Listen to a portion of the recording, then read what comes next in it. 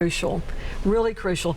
And I would really strongly suggest that people think twice and maybe 10 times, about what age does my child get a phone? What kind of phone is it? What kind of restrictions are on it? Gosh, I'm telling you, the gravity is so much greater than it used to be, Nick. I talked to my son about that again from a news story where, listen, and I told him, one of these days you may have on your cell phone someone in your school texting a picture of another naked student or something like that.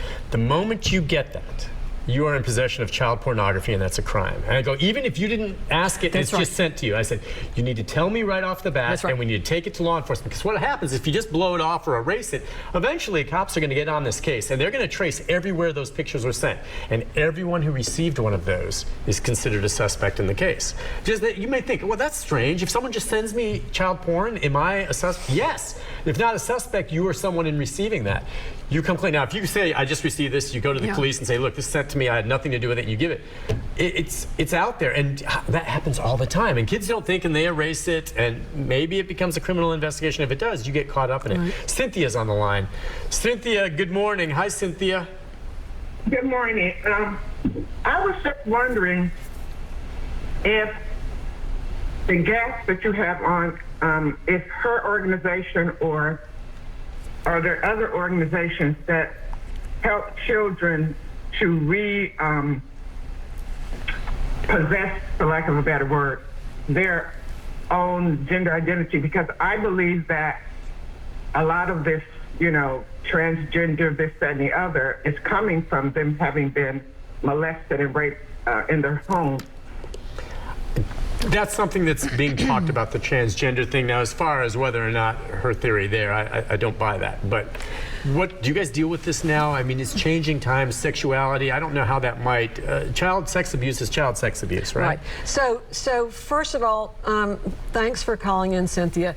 One of the things that we often, do is we refer the child and the family for ongoing counseling, and we find that that's in terms of just dealing with the trauma and the confusion of the sexual abuse for the child and the family. And so Sexual Assault Center here in Nashville is wonderful. National Children's Alliance, who is our home county child advocacy center, they're wonderful, and they do provide counseling. We have had transgendered patients, and but I think that's a whole nother, that's probably a whole nother show.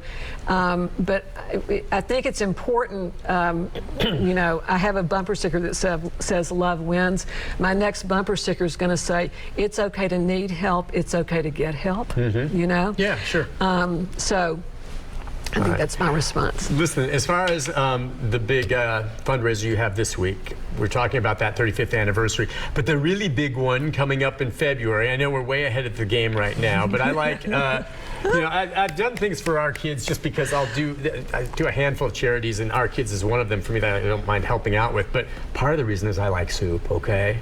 Soup Sunday's still on the table for our kids this February? Yes. It's funny, I get text messages from 3 or 4 people that follow me on Facebook asking me when Soup Sunday is every year. They just know that I do this, and they want, when do I buy tickets? When do I go? So just remind folks of that. Okay. That's a biggie. Yikes, I'm trying to, so I think it's, if we'll update then. It's in February. If February 21st is a Sunday, it's February 21st, because it's not the last Sunday this coming year.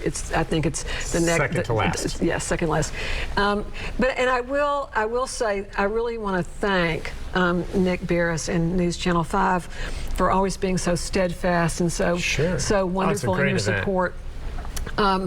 Yes, so I just want to revisit the theme of Courageous Together. Yes. This community is courageous together, and News Channel 5 helps us be that way. And so this week for our kids is our Courageous Together 35th anniversary campaign. And if you feel so moved, please go to ourkidscenter.com and make a contribution. Yep. And then, as I said, people are wondering, and there's the information on the screen. You can go to ourkidscenter.com, make a contribution. There's the number up there, of course, to report child abuse of any kind. As Sue said earlier, it is state law. I mean, if you suspect child sex abuse, you are required under the law to report it. Does anyone ever get prosecuted? How do you find out if you don't? Of course not. But we all know it's the right thing to do. Better safe than sorry, too. Okay? Right. I mean, hopefully a legit investigation. Maybe it finds out what you saw. It wasn't, but, it's worth looking into. I think you play it safe, right? You know. And then Soup Sunday, she said, again, just so you know, 50 to 60 of the top chefs in the city go to the Titan Stadium and set up booths, and you get to sample soup all day, and it's a great fundraiser. A lot of money comes in on that, along with what's happening this Thursday. So Yes. it's exciting. I'll be there for that. Listen, Sue, as always, a pleasure. You don't mind coming on, do you? I don't. I love you. How long have we known each other now? We go back Lots a long way. of years. Radiant years. Brilliant. Well, listen, thank you for everything. They couldn't have a better advocate, a better person, executive director of Our Kids than you, because it's your heart. It's, I was called, I was sent, and I have been changed by this work, and so have you with your work. Oh, I have, with what I've learned through you, but I've seen the horrible side of it. And so what I value is what you guys do helping these people. Thanks again for coming on. I love you, man. Love you too. All right, we'll take a break. I'll wrap things up, have a programming note about tomorrow right after this. Thanks.